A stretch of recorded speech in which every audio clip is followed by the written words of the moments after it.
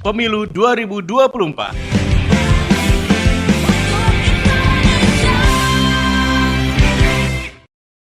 Assalamualaikum warahmatullahi wabarakatuh. Selamat malam pendengar Pro 1 RRI Medan dimanapun Anda berada. Senang sekali malam hari ini saya Widya bisa kembali menyapa Anda dalam program kampanye dialogis pemilu 2024. Selamat malam juga Anda yang menyaksikan dialog kampanye dialogis pemilu 2024 malam hari ini melalui kanal YouTube RRI Medan. Karena kampanye dialogis ini kami siarkan juga melalui kanal YouTube RRI Medan. Malam hari ini kampanye dialogis pemilu 2024 kita akan berkenalan lebih jauh dengan salah satu partai politik tertua di Indonesia ya. Siapa lagi ya? Ini ada Partai Demokrasi Indonesia Perjuangan atau lebih dikenal dengan PDIP. Dan saat ini bersama saya sudah ada Sekretaris DPD PDI Perjuangan Sumatera Utara, ada Bapak Sutarto. Assalamualaikum, selamat malam Pak Sutarto. Waalaikumsalam Mbak Widya. Ya, tentu juga kepada seluruh pendengar Radio Republik Indonesia di Sumatera Utara. Apa kabar nih Pak Sutarto? Alhamdulillah, ini saya walafiat. Nah, kita sebagai kader partai yang menjadi caleg ini, Mbak, ya tentu keliling-keliling terus. Keliling terus ya, Pak ya. Kita sempatkan untuk malam ini kita bisa berbincang-bincang dengan Mbak. Ya, ini kesempatan untuk menarik suara rakyat ya, Pak Sutarto ya. Alhamdulillah. Iya. Nah, Pak Sutarto, ini kan siapa yang nggak kenal PDIP gitu ya, Pak ya. Ini sudah 2 kali nih menang pemilu ya, Pak ya, 2 periode. Nah, ini di tahun periode ketiga begitu ya Pak ya, kalau menang lagi gitu ya PDIP gitu ya Pak ya, hat-trick begitu ya Pak ya. Apa nih Pak yang dipersiapkan nih Pak untuk bisa menang lagi begitu ya Pak ya di pemilu 2024 nih Pak? Ya, terima kasih Mbak Widya dan para pendengar RRI. PDI Perjuangan tentu mempunyai tekad ya, untuk menang hat-trick 3 kali dengan berbagai dasar ya dan juga langkah-langkah strategis yang dilakukan. Yang pertama, PDI Perjuangan adalah partai yang kami solid ya. Konsolidasi secara internal dilakukan dari sejak anak ranting ya, pembentukan ranting, PAC, DPC, badan dan sayap partai. Tentu ini menjadi satu modal bagi PDI Perjuangan karena soliditas dan kekuatan partai itu ada di struktur itu. Nah, kemudian di satu sisi PDI Perjuangan juga mempunyai modal dasar yaitu para incumbent ya. DPR RI tahun 2019 kita mempunyai 7 anggota DPR RI dari dapil Sumut 1, 2 dan 3, kemudian 19 anggota DPRD provinsi dan 165 anggota DPRD kabupaten kota dan juga kader-kader yang berada di eksekutif baik kepala daerah maupun wakil kepala daerah dan wali kota. Nah, tentu ini menjadi satu kekuatan bagi PDI Perjuangan. Ini adalah 3 pilar partai, yaitu pilar yang pertama adalah struktur yang solid kuat, yang kedua adalah teman-teman atau rekan juang yang berada di eksekutif mendapat amanah dari warga masyarakat. Yang ketiga adalah kader-kader PDI Perjuangan yang mendapatkan kepercayaan menjadi kepala daerah di kabupaten kota. Nah, 3 pilar partai ini tentu memberikan satu keyakinan bagi PDI untuk bisa menang di tahun 2024. Di samping itu tentu memiliki program-program yang memang berpihak kepada kepentingan rakyat kecil atau wong cilik. Nah, ini memang dikenal partainya wong cilik gitu ya Pak Sutarto ya, PDIP ya. Nah, ini kalau bicara 3 kekuatan tadi ini memang targetnya sepertinya diharapkan bisa tercapai ya Pak Sutarto ya.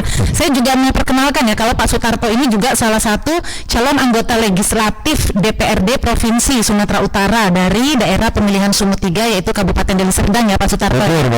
Nah, Pak Sutarto ini juga salah satu kekuatan ini karena incumbent ya Pak ya. Iya, di samping teman-teman dari kader partai incumbent, kita kan juga punya caleg-caleg ya, di setiap tingkatannya.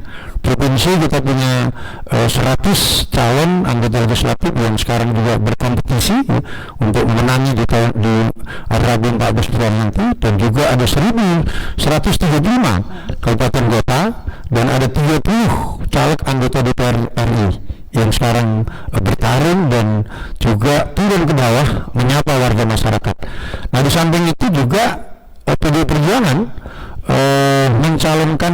putra terbaik kader perjuangan menjadi calon presiden dan calon wakil presiden, yaitu Pak Ganjar Mahfud. Nah, ini juga suatu kekuatan untuk bisa dalam satu tarikan nafas PDI Perjuangan bisa memenangkan pileg dan memenangkan presiden dan wakil presiden.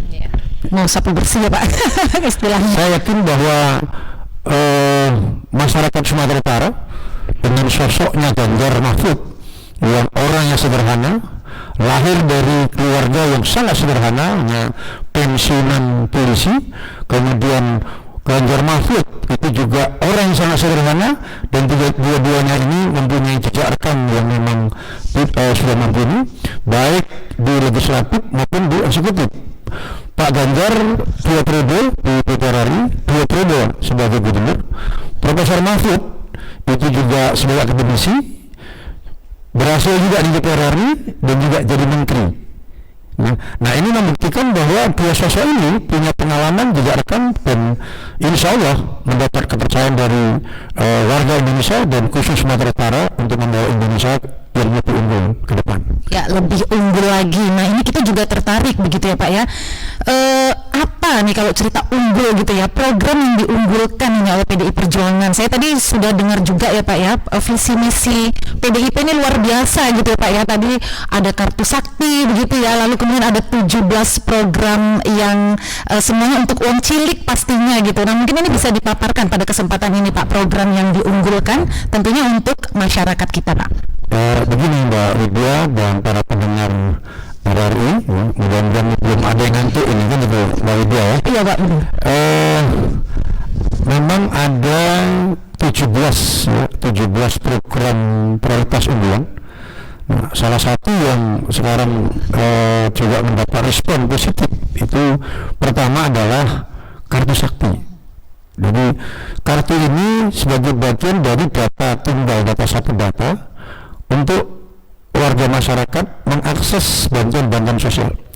Kita memahami Mbak Widya bahwa selama pemerintahan Presiden Jokowi Ma'ruf kan sudah ada program-program bantuan sosial. Misalnya ada BPJS, kesehatan, ada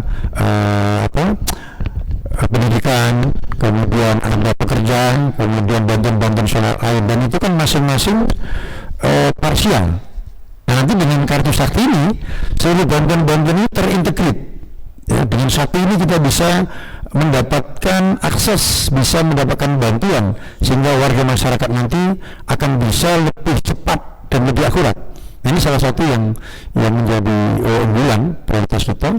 Dan yang kedua, selama ini kan juga sudah ada program beasiswa pendidikan ya, yang kepada warga yang kurang mampu. Nah, tentu kita percepat lagi di sini adalah nanti setiap keluarga yang tidak mampu itu kita programkan 1 sarjana. Artinya 1 rumah itu paling tidak ada 1 sarjana. Tujuannya apa? Nah, kalau kita sudah sarjana, harapan kita ketika bekerja tentu bisa lebih baik pendapatannya dan bisa mensejahterakan kehidupan dari keluarga. Di samping program-program yang lain yang tentu saja sebenarnya berorientasi bagaimana mendorong keadilan dan kesejahteraan dari warga masyarakat, terutama yang cilik itu. Tapi menarik nih Pak soal kartu sakti. Nanti di satu kartu ini semua bantuan di situ begitu ya Pak ya, terintegrasi. Kalau selama ini tadi seperti Pak Sutarto bilang ada PKH sendiri misalnya begitu ya Pak ya, yang BLT sendiri. Nah, tapi kan Pak ini selalu jadi masalah kita semua nih Pak terkait pendataan gitu ya Pak ya, akurasi data. Nah, nanti seperti apa Pak? Kalau sekarang ini kan kalau sudah dapat PKH nanti dia tidak dapat bantuan ini begitu ya Pak ya, yang sudah dapat bantuan ini tidak dapat. Nah, ini gimana nih Pak, yang kartu sakti ini nanti seperti apa nih Pak? Jadi begini Mbak Widya dan para pendengar RRI, saya selaku anggota DPRD Provinsi Sumatera Utara di Komisi E, setiap kita reses dan juga turun ke warga masyarakat, keluhan di warga itu pertama menyangkut kesehatan yaitu BPJS, yang kedua menyangkut pendidikan, biaya pendidikan, dan tentu juga menyangkut infrastruktur yang lain. Tapi yang paling sering begini, banyak warga yang mengeluhkan begini, hari ini dia sebagai peserta BPJS tiba-tiba 3 bulan 4 bulan karena dia tidak pernah periksa akhirnya non-aktif. Nah kemudian ada juga pilihan, akhirnya pada saat datang ke rumah sakit ternyata namanya sudah tidak ada lagi di komputernya itu kan sekarang sistem ada. Nah itu yang sering terjadi. Nah itu juga di sektor yang lain, pendidikan, dia menyatakan bahwa bapaknya anaknya si anu kok sering dapat, kami kok tidak dapat, padahal kami sama-sama mengajukan. Nah ini kan membuktikan bahwa perlu satu akurasi pendataan yang harus kita perbaiki. Nah sehingga dengan sistem tunggal semua terintegrate, tentu warga masyarakat kan paling tidak mengurangi adanya data-data ganda. Ya, sehingga penerima bantuan itu betul-betul nanti tepat sasaran memang kepada warga masyarakat yang memang berhak untuk menerima. Nah ini saya kira menjadi harapan dari seluruh warga masyarakat, terutama di Sumatera Utara dan juga di Indonesia. Berarti nanti seperti BPJS itu juga disatukan di kartu ini begitu ya Pak ya? Betul. Akhirnya. Artinya kan begini Mbak Widya, seluruh bantuan sosial yang itu datangnya dari pemerintah tentu bisa diintegrasikan. Dan ini melakukan paling tidak akan mempermudah akurasinya dan juga percepatannya. Nah ini saya kira yang harus menjadi perhatian kita bersama, dan tentu akan memberikan bantuan yang sangat luar biasa kemudian kepada warga masyarakat. Ya. Pak, tapi parameternya nanti apa gitu Pak? Kalau sekarang ini kan pendataan itu dari bawah begitu ya Pak ya, misalnya dari kepala lingkungan. Tapi kadang-kadang nih kan Pak ada yang mengatakan wah ini karena saudaranya misalnya begitu ya Pak ya. Nah ini nanti mungkin PDIP ada strategi seperti apa nih Pak terkait akurasi itu Pak, agar ia benar-benar yang berhak yang dapat begitu Pak? Ya. Mungkin Mbak Widya, para pendengar RRI, pada saat Ibu Risma hari ini Menteri Sosial dilantik baru beberapa hari, kemudian melakukan cross check terhadap data-data yang beri bantuan, kan ternyata ditemukan hampir 30 juta data ganda. Ya, nah tentu ini kan variabelnya banyak. Kenapa terjadi? Berarti ada satu mekanisme, ada satu tahapan yang harus kita perbaiki, yaitu alur pendataan dari bawah. Karena kita kan selalu dari bottom up ya. Kemudian ini ada juga yang dari top down. Nah tapi kalau pendataan ini kan harus dari bottom. Nah tinggal bagaimana pendataan ini juga harus dilakukan oleh aparat lingkungan dan oleh warga, oleh kepala desa dan seterusnya. Nah tinggal kan juga ada lembaga kita yang sebagai BPS itu kan juga bisa difungsikan sehingga nanti tidak tumpang tindih. Nah ada kejadian begini yang saya temukan juga, orang sudah meninggal. Nah kadang-kadang akhirnya bantuan. Nah ini kan juga bagian yang harus kita koreksi dan kita perbaiki. Ya, sudah meninggal tapi BPJS masih bayar terus nih Pak, itu sering juga Pak. Nah kalau ini kan keluhan yang dibayar lagi lain lagi ya. Banyak yang enggak. Oh, iya. Nah karena apa? BPJS ini kan ada dua kategori. Pertama adalah BPJS gratis, PDI, dan yang kedua mandiri. Nah yang PDI kadang-kadang warga masyarakat karena ketidaktahuannya juga 3 bulan kemudian karena nggak pernah periksa sehingga dia sudah non-aktif. Itu otomatis ya Pak? Iya otomatis, karena kan memang sudah digitalisasi kan seperti itu. Yang kedua yang mandiri, karena masa COVID pandemi kemarin, maka menghadapi juga masyarakat akhirnya peserta BPJS mandiri itu banyak yang enggak. Nah ini juga menjadi problem sehingga banyak keluhan warga bagaimana agar yang nunggak ini itu bisa diringankan, bisa diputihkan. Nah ini saya kira menjadi tugas kami kemarin dari DPRD Provinsi Sumatera Utara memperjuangkan itu sehingga pemanfaat BPJS mandiri yang enggak itu bisa nanti mereka bermohon beralih ke BPI.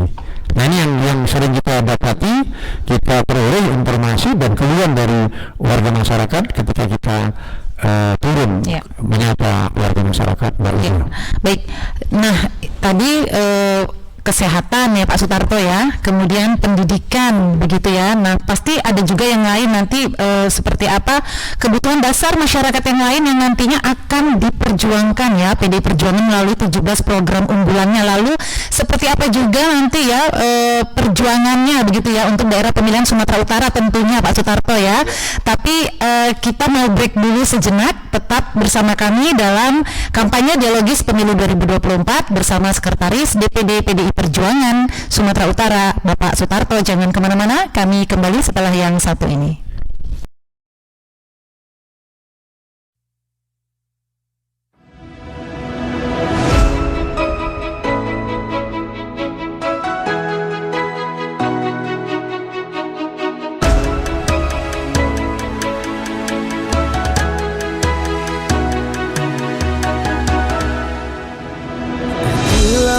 Di samudra terbentang khatulistiwa, di situ ku ada bersamamu saudara. Beragam warna kita, suku tak selalu sama. Kau aku Indonesia yang disatukan karena cinta. Karena kita Indonesia, jangan pernah terpecah belah. Walau kita berbeda, walau kita tak sama, tetaplah satu kita, kita Indonesia sesungguhnya.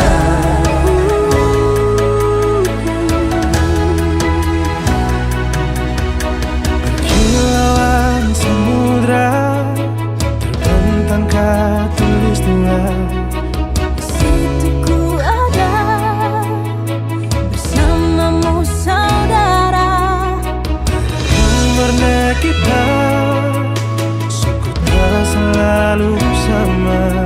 Kau aku Indonesia yang disatukan karena cinta.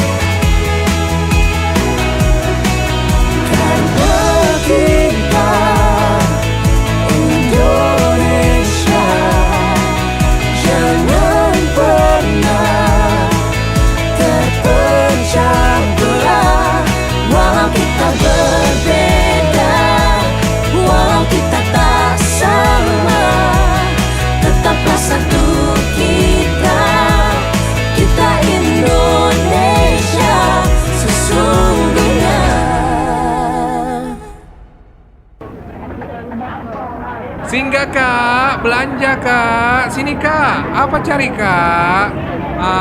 Masuk aja sayang. Ada tas sekolah, tas kerja, tas belanja juga ada kak. Nah, semua warna ada nih kak. Yang ini berapa bang? Mau pilih 1 atau 2 kak? Kasih tahu nggak ya? Ya si kakak kayak pemilu aja, pakai rahasia segala. Iyalah bang, kan pemilu sebentar lagi. Jangan sampai golput ya bang. Gunakan hak pilih abang. Yaudah, saya pilih yang ini aja deh. Golput bukan solusi. Mari gunakan hak pilih kita untuk Indonesia yang lebih maju. Tiba saatnya Indonesia untuk memilih. Bersama datang ke TPS. Masih di kampanye dialogis pemilu 2024 bersama saya Widya dan Sekretaris DPD PDI Perjuangan Sumatera Utara ada Bapak Sutarto. Tadi kita udah ngobrol-ngobrol ya, ada 17 program unggulan begitu dari PDI Perjuangan untuk uang cilik ini gitu ya, yang akan diperjuangkan PDI Perjuangan tentunya jika kembali menang nanti pada pemilu di 14 Februari 2024. Pak Sutarto, tadi kita sudah dengar ada kartu sakti begitu ya Pak ya, kemudian kita mau tahu juga ini soal Dapil Sumatera Utara. Ini kan Pak Sutarto juga salah satu calon anggota legislatif. Apa nih Pak yang mau diperjuangkan untuk daerah pemilihan Sumatera Utara, Pak Sutarto? Ya, terima kasih Mbak Widya dan para pendengar RRI. Mudah-mudahan tidak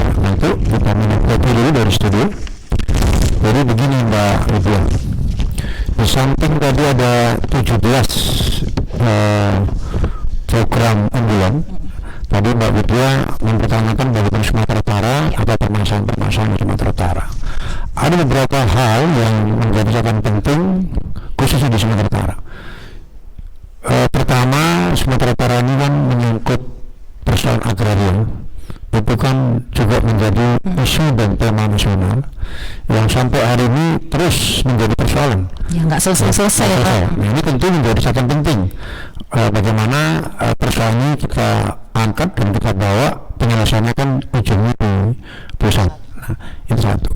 Yang kedua, tentu persoalan yang klasik juga menyangkut infrastruktur. Nah, infrastruktur sekarang ini kan sudah makin membaik, ya. Tentu ini juga harus lebih mendapat prioritas. Kenapa? Sumatera Utara ini kan ada pantai timur, pantai barat, kan. Nah, ini tentu juga harus mendapat prioritas yang sama. Kan. Misalnya, kalau kita jalan dari Medan ke daerah Tabaksel, ini kan catatan pentingnya di sini, Pak. Nah, kadang-kadang kita dari Medan ke Tabaksel itu berapa jam gitu, Mbak? Kan sampai 10-12 jam kan? Betul kan? Nah, artinya apa? Infrastruktur ke daerah-daerah antar kabupaten itu juga harus mendapat prioritas. Nah, sekarang ini kan sudah ada connecting ya, tol yang bisa menghubungkan Medan, Siantar, Terapat, Tebing Tinggi dan sebagainya sampai nanti di Langkat. Nah, tentu ke arah Tabaksel ini juga harus mendapat perhatian, apalagi nanti meliputi ke Labuan Batu Raya. Nah, di samping itu ada satu pulau Sumatera Utara yang juga perlu mendapat perhatian dari Sidoa Paten, keluarnya itu adalah Kepulauan Nias. Nah, ini saya kira harus mendapat atensi yang besar ke depan. Di samping daerah Tapanraya itu ada Humbang, Tebang, Taput dan juga Samosir, dan wilayah untuk wilayah gunung yaitu Karo, Papak dan Dairi. Iya. Artinya nanti untuk daerah-daerah ini ada dorongan anggaran yang lebih besar begitu Pak Sutarto?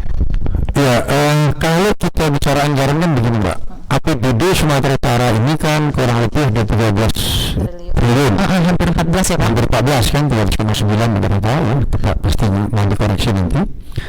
Nah, kalau ini untuk membangun 33 kabupaten kota dengan infrastruktur yang demikian, daerah yang demikian luasnya, maka kita kan butuh dana-dana pusat yang juga sebagai bagian dari dana transfer daerah untuk bisa membangun Sumatera Utara. Nah, itu diperlukan.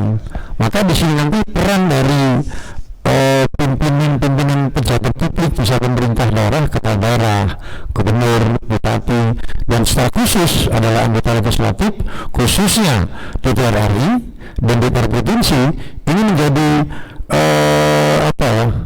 tanggung jawab bersama untuk bisa paling tidak bagaimana mendorong dana pusat itu bisa menciptakan pertumbuhan yang baik dan unggul untuk di Sumatera Utara. Iya, bagaimana ini bisa terwujud, karena ini kalau menyinggung tadi soal nasional begitu ya Pak ya, karena kan tidak cukup lah memang kalau hanya mengandalkan APBD. Nah, ini juga yang masyarakat perlu tahu Pak, seperti apa nanti PDI Perjuangan bisa memperjuangkan aspirasi masyarakat daerah di tingkat nasional. Mungkin Pak Sutarto dan kita semua masih ingat ya pendengar ya, bagaimana masyarakat di Kabupaten Karo sampai mengirim jeruk ke Pak Jokowi. Nah, ini kan kita kalau bisa jangan terulang lagi lah begitu ya Pak Sutarto ya. Nah, ini PDI tentu harus menjamin ini aspirasi masyarakat Sumatera Utara, baik dari Kabupaten Karo, dari Tabaksel atau dari daerah mana saja, ini bisa diperjuangkan di tingkat nasional. Seperti apa nanti perjuangannya yang kira-kira bisa kita janjikan begitu ya Pak ya ke masyarakat, dan tentunya nanti harapannya bisa diimplementasikan juga ketika kita sudah menang begitu Pak? Ya, pertama tentu setiap partai politik, khususnya PDI Perjuangan, kan punya namanya anggota legislatif kabupaten, provinsi, dan DPR RI.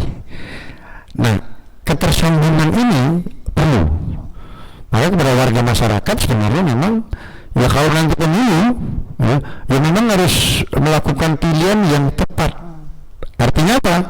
Kalau anggota DPR kabupaten itu juga dari PDI Perjuangan, provinsi dari PDI Perjuangan, DPR Perjuangan, maka ini kan satu mata rantai yang bisa saling mendorong dan mendukung. Nah, sehingga komunikasi politik, perjuangan politik dari tingkat kabupaten, provinsi sampai ke DPR RI sampai ke pusat, tentu ini akan lebih mudah untuk diperjuangkan. Nah ini saya kira justru PDI Perjuangan merasa berterima kasih kepada warga Sumatera Utara yang telah memberikan kepercayaan di tahun 2019 kemarin ya. Kita Sumatera Utara menang pileg ya. Nah, ini tentu menjadi tanggung jawab PDI Perjuangan untuk bisa kembali memenangkan di Sumatera Utara, dan tentu juga akan bisa lebih optimal di dalam memperjuangkan kepentingan warga masyarakat Sumatera Utara. Contoh kemarin di Karir ya, bahwa karena persoalan infrastruktur ya, dan bangunan transportasinya, moda transportasinya, maka akhirnya di wilayah tertentu tadi bisa juga penghasil komoditi buah, sayur, akhirnya kalau transportasinya tidak lancar pasti kan mengganggu produksi, akhirnya ada yang bisa busuk, bisa tidak bisa dipakai dan sebagainya. Nah ini menjadi concern dan komitmen dari kader-kader PDI Perjuangan baik yang ada di legislatif maupun di eksekutif. Ya, kalau tersambung begitu ya Pak ya, dari daerah, kabupaten kota, provinsi sampai nasional, PDI Perjuangan semua gitu ya Pak ya, nggak ada lagi yang langsung bypass ke Pak Jokowi ya. Jadi semuanya tersalurkan aspirasinya begitu ya Pak Sutarto ya. Nah Pak Sutarto, kalau kita bicara Sumatera Utara ini kan sangat kaya ya Pak ya, kita punya potensi sumber daya alam yang luar biasa, kemudian tentunya SDM-nya ini juga perlu terus ditingkatkan. Ini bagaimana juga nih Pak PDI Perjuangan begitu ya Pak ya, bisa mendorong peningkatan agar lebih dioptimalkan lagi lah begitu ya untuk sumber daya alam di Sumatera Utara ini, tentunya untuk bisa menjadi peningkatan perekonomian masyarakat begitu Pak. Ya Mbak Widya dan para pendengar RRI, ada beberapa variabel yang bisa kita lakukan dalam rangka membangun, mengembangkan di daerah dan provinsi. Nah kita kan menyadari Mbak Widya bahwa sumber daya alam, sumber daya manusia yang antara satu wilayah yang satu dengan wilayah lain kan tidak sama. Nah rasa keadilan ini yang harus kita tumbuhkan. Artinya apa? Sektor pendidikan itu menjadi penting ya, untuk meningkatkan kualitas sumber daya manusia. Tentu mau tidak mau adalah meningkatkan kualitas pendidikan dan kemudian pemerataan pendidikan. Makanya program beasiswa, program pendidikan dalam arti ada PIP dan sebagainya, tentu ini menjadi concern PDI untuk bisa dilanjutkan, bahkan bisa diperbanyak ya, karena dalam rangka peningkatan kualitas sumber daya manusia. Nah, tidak saja di tingkat SD, SMP, SMA, bahkan sampai ke tingkat kuliah dan juga ini pendidikan SMK. Nah keterampilan digitalisasi, kesiapan dari generasi muda sekarang, apalagi anak Gen Z sekarang yang lebih gemar dengan informasi dan digitalisasi, ini menjadi penting peningkatan kualitas di SMK. Nah untuk itu penyiapan infrastruktur terutama laboratorium, peralatan media untuk bisa lebih mendorong peningkatan kualitas itu penting dan perlu dilakukan pemetaan di setiap sekolah. Kenapa? Karena sistem Mbak Widya mungkin kemarin ada masalah ketika sistem zonasi. Nah, sistem zonasi kan juga menjadi persoalan kemarin. Ada satu wilayah yang dia SMA-nya di wilayah tidak ada, dia harus sekolah di situ. Nah ini membuktikan kan bahwa perlu pemerataan sumber dayanya, baik infrastrukturnya maupun manusianya atau guru-gurunya. Nah di samping itu sumber daya alam, Mbak Widya, kita sudah tahu Sumatera Utara ini sektor perkebunannya luar biasa dan juga pertanian. Nah ini yang saya kira harus lebih didorong ya. Nah apalagi transfer daerah dari sektor perkebunan ini dan juga harus lebih banyak mungkin didorong ke Sumatera Utara karena kontribusinya kan cukup tinggi ke tingkat nasional. Nah, kontribusinya tinggi tapi kembali ke daerahnya yang rendah begitu ya Pak ya. Nah ini yang saya kira harus kita perjuangkan. Nah siapa yang perjuangkan ini tentu adalah wakil-wakil rakyat ya, dan juga para pimpinan kepala daerah. Pak, tapi itu bukannya udah diperjuangkan bertahun-tahun, berpuluh tahun juga ya sepertinya ya Pak ya? Ya perjuangan ini kan tidak pernah menghadapi pasang surut. Kita harus punya spirit ya. Nah tentu ada tahapan-tahapan. Kemarin berhasil 100% kita naikkan transfer daerah. Nah sekarang tahun depan kita harus naikkan. Kenapa? Kita kan menyadari begini Mbak Widya, Indonesia ini kan ada ada juga provinsi-provinsi yang berada di garis standar. Nah, oleh karena itu, karena sebagai negara kesatuan Republik Indonesia, ya pasti ada kekayaan dari satu provinsi yang lain untuk bangun juga yang lain. Sehingga ini satu rasa keadilan sebagai sebuah negara kesatuan, yaitu NKRI Indonesia itu, saya kira itu. Ya, jadi memang namanya perjuangan harus terus menerus ya Pak. Ya, harus terus menerus, tidak pernah berhenti. Ya. Pak, kemudian soal balik lagi ke pendidikan SDM gitu ya, untuk meningkatkan SDM tidak ada kata lain gitu kata Pak Sutarto, harus dari pendidikannya, infrastrukturnya gitu ya Pak. Kita tahu kalau di Sumatera Utara ini tidak merata gitu ya Pak ya. Ini bisa nggak sih Pak, balik lagi nanti kan ke soal anggaran begitu ya Pak ya. Bisa nggak nih Pak, ada nggak sih Pak sebenarnya anggarannya untuk bisa membuat ini jadi bisa rata begitu ya Pak ya pendidikannya, jadi nggak perlu jauh-jauh nih dari Labuhan Batu harus kuliah di Medan misalnya begitu. Ya, jadi gini Mbak Lidya, kalau dari sisi anggaran kan sudah ada undang-undang bahwa pendidikan itu kan mendapat alokasi 20%. Nah, mestinya dengan angka 20% ini ditambah dengan sumber-sumber swadaya dari warga masyarakat harusnya cukup. Harusnya cukup. Nah, ini yang saya kira pemberdayaan penggunaannya yang harus kita awasi. Ya, ini satu. Yang kedua, kita sepakat bahwa karena pengelolaan pendidikan di SD, SMP, SMA-nya itu berjenjang. Nah, SD, SMP nanti ditangani, SMP ditangani oleh kabupaten, ya, kemudian SD, kemudian SMA oleh provinsi. Nah, tentu ini kan harus ada satu kerja-kerja yang koordinatif, sehingga tidak bisa menimbulkan timbang tindih. Apalagi dihadapkan dengan sistem zonasi kemarin. Nah, sementara kualitas pendidikan di setiap sekolah kan belum merata. Nah, maka tadi saya sampaikan bahwa peningkatan kualitas sumber daya guru itu menjadi penting, di samping juga pemerintah daerah dan pemerintah pusat itu harus juga membangun infrastruktur sekolah-sekolah SMA. Kan sudah ada program kemarin kita akan mendorong satu kecamatan satu SMA dan SMK kan itu. Nah, ini saya kira harus terus kita perjuangkan. Kenapa? Karena anggaran di kabupaten kota kan juga terbatas. Iya. Nah, ini yang saya kira harus kita dorong untuk membangun infrastruktur sekolah satu kecamatan satu SMA atau SMK. Maka inherent ini relevan dengan apa yang diprogramkan oleh Ganjar Mahfud. Ya, buat peningkatan kualitas kapasitas dari sektor pendidikan dan akhirnya bisa mengangkat derajat kehidupan keluarga. Maka setiap keluarga miskin, satu keluarga miskin, satu sarjana. Nah, itu Pak, ya itu juga nanti kan butuh biaya yang sangat besar. Betul. Juga begitu ya Pak ya. Ini seperti apa nanti nih Pak? Ini kan menarik ya, satu keluarga satu sarjana begitu. Ya. Nanti seperti apa ini Pak untuk bisa mendapatkan program ini begitu? Ya, tentu gini, kemarin kalau kita membaca ya di data dan juga di share ini kan ada 21 program yang ditawarkan dan disampaikan oleh Ganjar Mahfud dan juga lengkap dengan anggaran. Ya, kita bisa bayangkan 21 kemarin kalau tidak salah itu hampir 400 triliun. Ya, dibanding yang lain. Nah, tentu ini tidak hanya satu program, tapi 21 program dianggarkan sampai posisi 400 ya. Nah, kalau kita bandingkan nanti dengan kondisi-kondisi sebelumnya, ini kan peningkatan dan percepatan. Nah, sehingga program-program itu tentu juga harus didorong oleh anggaran yang cukup. Nah, maka tadi transfer daerah, dana transfer daerah ke Provinsi Sumatera Utara ya, ke depan mesti bisa lebih besar, karena tantangan yang dari Sumatera Utara itu cukup besar. Iya, masih ada potensi yang masih bisa dikembangkan. Betul. Gitu ya Pak Sutarto ya.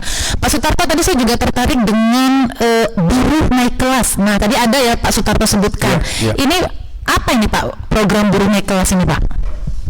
Ya, begini Pak. Selama ini kan juga buruh ini kan menjadi satu mata pencarian, satu bagian yang memberikan kontribusi yang sangat besar dan signifikan bagi pembangunan Indonesia. Tentu perhatian kita juga harus lebih serius ya. Maka ada beberapa kebijakan-kebijakan regulasi yang harus kita ambil dibanding kondisi sebelumnya. Nah misalnya kemarin kan ada beberapa persoalan di beberapa provinsi ya, upah minimumnya harus ditingkatkan, kemudian jaminan sosialnya harus diperhatikan dan ditingkatkan. Nah kemudian yang paling utama lagi adalah perumahan dari para buruh. Nah ini juga harus menjadi concern dan juga disampaikan oleh Ganjar Mahfud. Ini menjadi komitmen-komitmen yang akan dikerjakan oleh Ganjar Mahfud jika nanti masyarakat memberikan kepercayaan. Dari samping itu juga kualitas keterampilan dari buruh sehingga bisa menjadi kerja di tingkat nasional dan juga di tingkat global dengan tantangan global yang sekarang ini. Ya, jadi ada peningkatan skill juga bagi para buruh ya, Pak ya. Nah, Pak Sutarto, ini kan harapan masyarakat sangat besar ya kepada partai politik, khususnya calegnya gitu ya Pak ya, anggota dewannya nih, salah satunya Pak Sutarto nih, yang sudah duduk di lembaga legislatif, yang sudah duduk di parlemen. Nah, tapi kadang-kadang kan Pak, kepercayaan masyarakat ini rusak begitu ya, karena mungkin ulah beberapa oknum misalnya, kasus-kasus korupsi yang selama ini kita tahu itu mencoreng begitu ya Pak ya. Nah ini bagaimana juga nih Pak upaya dari PDI Perjuangan untuk menciptakan parlemen yang bersih, berintegritas dan juga mengedepankan kepentingan masyarakat, khususnya masyarakat Sumut Pak? Ya. Salah satu program unggulan dari Ganjar Mahfud ya, itu adalah sikap KKN, nah korupsi dan nepotisme. Ini artinya apa? Kita punya komitmen penuh ya, untuk bisa paling tidak jangan melakukan dan hindari. Kenapa? Kalau orang korupsi itu kan memang yang rugi itu kan banyak, tidak saja keluarga, bisa masyarakat dan bisa bangsa. Oleh karena itu, bagaimana untuk bisa meningkatkan kualitas tapi tadi Mbak Widya parlemen yang bersih? Nah tentu harus dibangun suatu komitmen dan konsensus bersama, baik dari personal pribadi maupun adanya komitmen bersama ya, bahwa menjadi pejabat publik itu harus lebih banyak memprioritaskan kepada kepentingan publik dan tidak kepada kepentingan pribadi maupun kepada kepentingan keluarga. Nah ini saya kira komitmen penuh itu dari masing-masing personal dan juga ada rasanya konsensus yang bersama itu. Ya, jadi ini kita harapkanlah komitmen ini benar-benar ya. Di samping itu kan ini juga law enforcement-nya kan, law enforcement kan juga harus ditegakkan. Artinya apa? Hukum tidak saja kepada golongan tertentu, tetapi hukum juga berkeadilan ya. Artinya law enforcement-nya harus juga ditegakkan. Iya, kita sama-sama tunggu ya komitmen dari partai politik begitu ya untuk menciptakan parlemen yang bersih dan berintegritas tentunya. Nah Pak Sutarto, ini kan juga pasti ada target-target partai begitu ya Pak, target jangka pendek, jangka menengah gitu ya, kayak pemerintah juga gitu ya Pak. Nah kalau di PDI Perjuangan sendiri target 1 tahun pertama, nah ini apa ini Pak? Mungkin singkat saja Pak.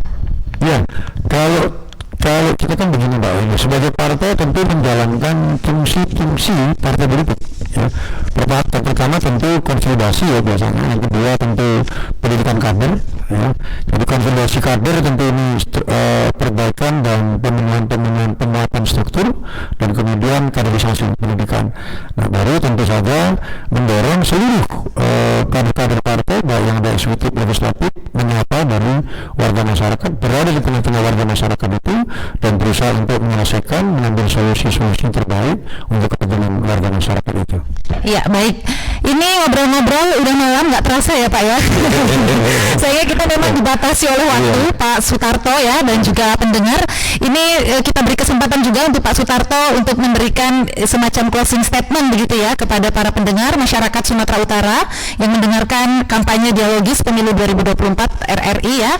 Apa yang ingin disampaikan kepada masyarakat tentunya Pak Sutarto untuk bagaimana nanti agar pada pemilu 14 Februari 2024 kita sama-sama menyukseskan pemilihan umum kita ini. Silakan Pak Sutarto. Ya terima kasih Mbak Widya dan juga para pendengar Radio RRI yang ini semakin malam, tentu tadi sudah minum kopi ya. Nah, saya Dr. Sutarto Nasi, Sekretaris PDI Perjuangan Sumatera Utara, anggota DPRD Provinsi Sumatera Utara, dan sekarang menjadi caleg DPRD Provinsi Sumatera Utara dari daerah pemilihan Kabupaten Deli Serdang, mengajak dan memohon mari berbondong-bondong datang ke TPS pada hari Rabu 14 Februari 2024, pilih yang tepat, tentunya pilih PDI Perjuangan nomor urut 3, pilih Ganjar Pranowo nomor urut 3, pilih mancung putih, pilih rambut putih. Ya, baik. Terima kasih sekali lagi untuk Pak Sutarto ya, Sekretaris DPD PDI Perjuangan Sumatera Utara, dan terima kasih juga untuk Anda seluruh pendengar yang sudah yang menyaksikan, mendengarkan kampanye dialogis pemilu 2024. Akhirnya saya Widya pamit undur diri. Sampai jumpa. Baru saja Anda ikuti Dialog Pemilu 2024.